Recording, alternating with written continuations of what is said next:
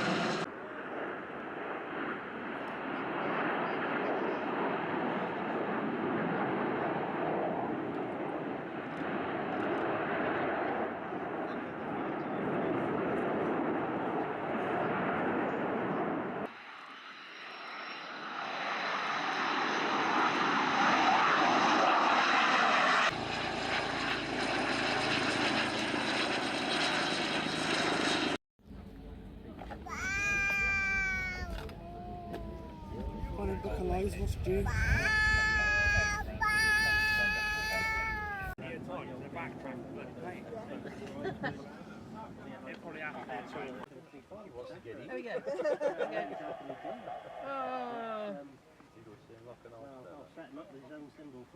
Gonna do it now.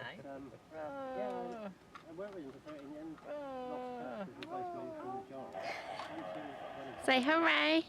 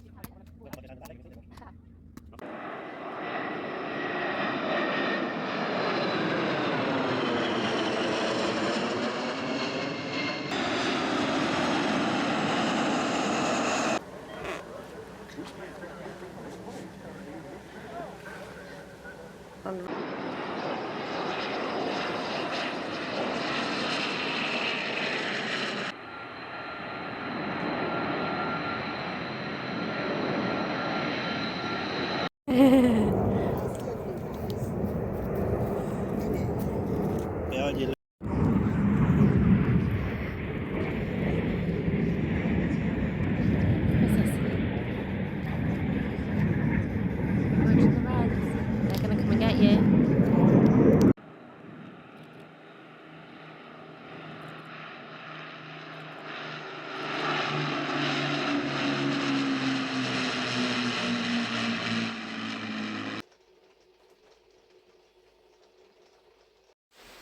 That is one very, very wet RIAT, Nelly Nelly. I think we're going to get soggy.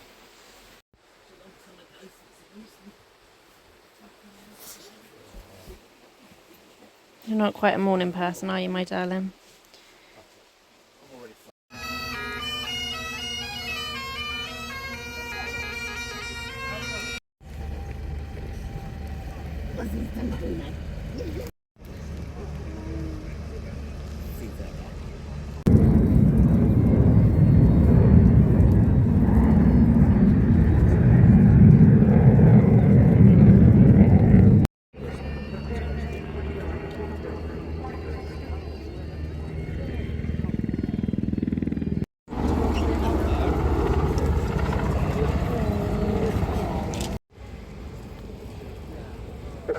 Stop turn to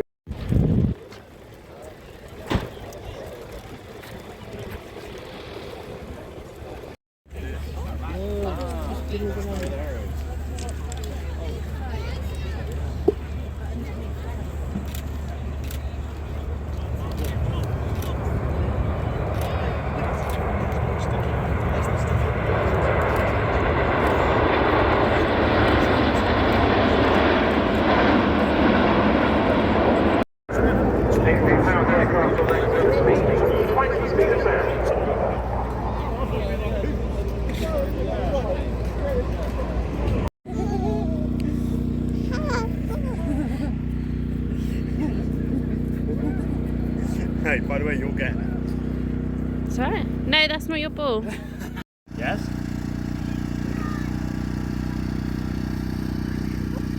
You're wet. You video? Yeah. Okay. Just on Saturdays. Taking pictures of the ball. Oh no, I'm not going to get it. Glass in here.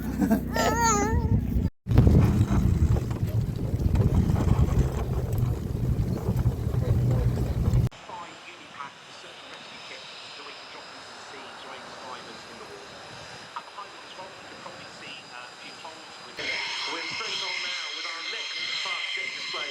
This comes from the Polish Air Force, and Major Richard Seiler is your man to talk you through it.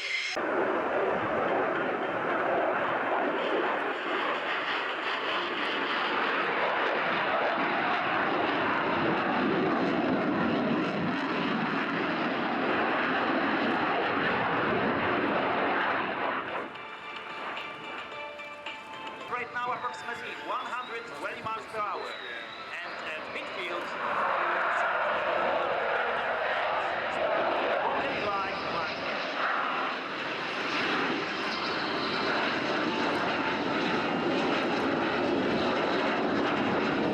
into that outstanding aeroplane.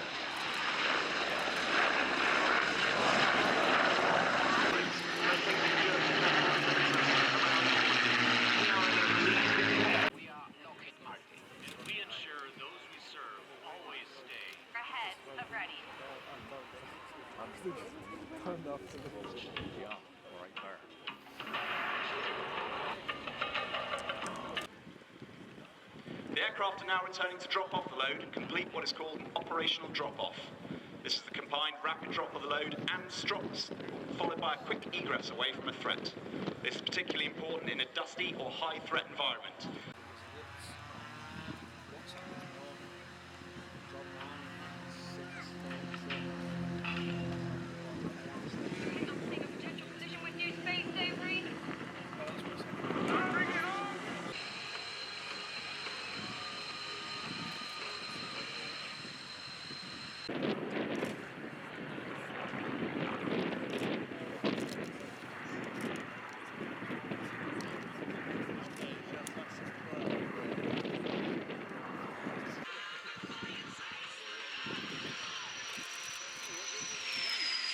And he and his team, like these words said in conclusion of their weekend here, on behalf of the Royal Danish Air Force, we thank you for inviting us back once again to lovely Fairford.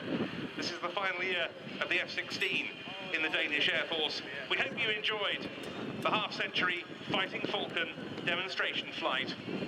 and that we certainly did. Teo with the Danish F-16, bringing the RIAT 25 flying to a close.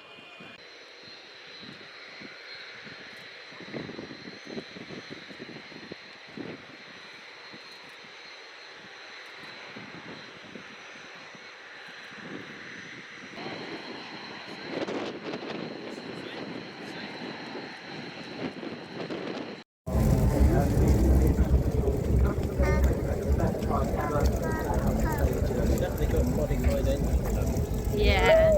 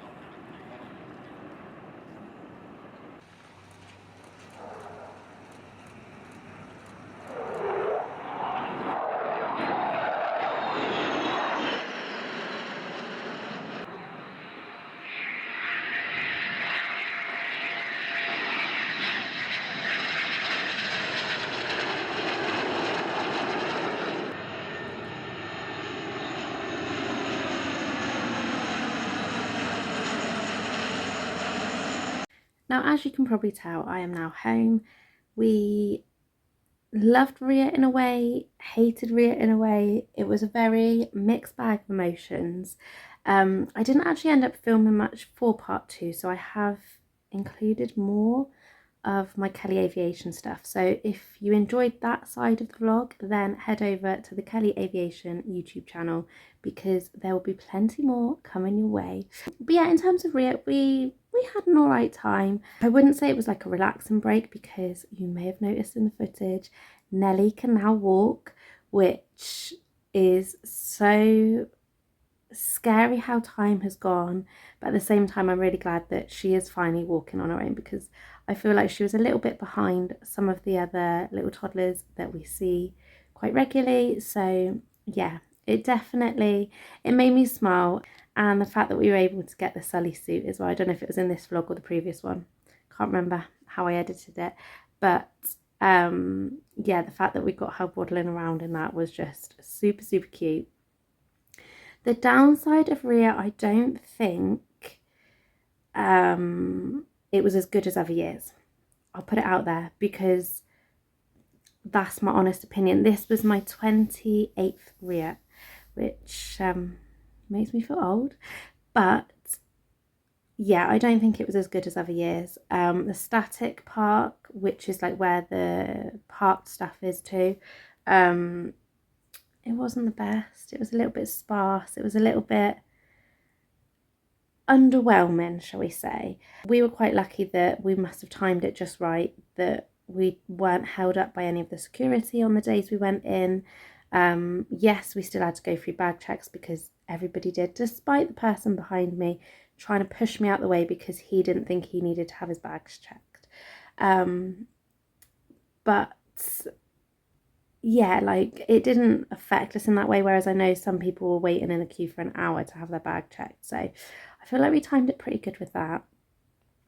But I just feel like previous years has been better. And whilst there are some changes afoot with RIAT, which among the spotting communities has created a lot of conversations, a lot of hurt and upset, and things like that. Obviously, I don't want to get too into it, but my thought process is I think it's a shame that they are taking the decision to do a campsite in the way that they're doing it. Yes, it's not badly priced. It's not much different to what we pay at the campsite we stay at. And they're selling it on the basis you don't have to queue to go in because you've got your own entrance from the campsite, which, you know, is great. But at the same time, the pitch sizes that they are allowing would just about fit my caravan, and it certainly wouldn't fit my caravan and my awning in. Whilst it's doable to have the car in a separate car park, again, sometimes you just want to nip to the car to get something that you've forgotten rather than have to walk a while to get it. So yeah, it's not, the camping side of it's not really an option for us. I know that they have said on the webpage that if you want to park with your friends, get in touch and they'll see what they can do. If you need a bigger pitch size, get in touch and see what they can do. But these are all things that in similar capacities they've said, oh, get in touch, we'll see how we can help you.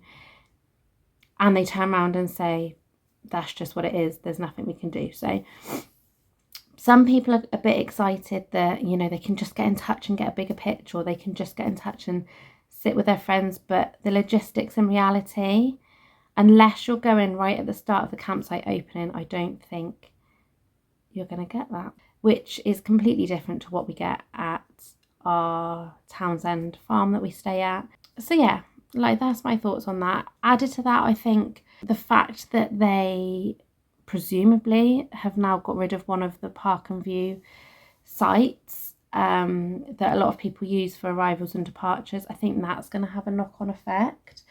And yeah, it'll be interesting to see that side of things. It definitely makes me worry a bit about the future of RIAT when it comes to the new CEO saying that he wanted to make it more family friendly, more attractions on the ground, to the point that families don't even have to look up at the air display. That kind of says that they're not going to put much effort into the flying display. And to be honest, I don't think they need to put any more effort into what's on the ground. I've got a horrible feeling there's going to be a fun fair there, which is just not very nice, because it affects my videos, because obviously I can't then put any sound in the videos. So yeah, we'll just have to wait and see on that front, but it definitely sounds like it's going down a different route. And maybe whilst the CEO, who doesn't have an aviation background, isn't a spotter, doesn't enjoy that side of things, like, they've made it very clear, whilst, you know, appealing to more families is good in theory, it's an extortionate day out for a family. Like, obviously I am a family, or part of a family, and if it wasn't for the fact that it's RIAT, if it wasn't for the fact that I've always gone and I want to take Nelly along to it, and it's something that is very much in our calendar, I certainly wouldn't have been able to afford it. Even more so now they're putting in a £15 a day car parking charge, so it's taking tickets at the super early bird rate over £80 a day per adult, and that's just not doable for families. So I think there's a little bit of a disconnect there with the new top dog. I think maybe they need a bit of a reality check onto what families can actually afford. Yeah, but we shall see. No doubt we'll go next year, because I've never not been, but I'm gonna have to save super hard to actually be able to go this year or next year.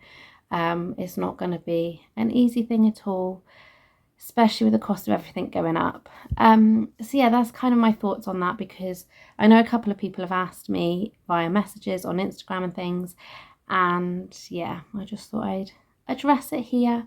But we did have a really lovely time. I can't complain. We made some really lovely friends in the campsite, as we always do. We got chatting to some nice people, and yeah, it was just nice. A nice little break. I kind of feel sad that it's all over. We've got like some shows coming up in the next few weeks that are just day trips, but that is like the last of our staying away trips, I guess you could say. I really want to book in with our caravan to a campsite somewhere and just spend 2 or 3 days away, but again, I don't know money wise if that will be possible this year, which makes me sad. Like, I packed up the caravan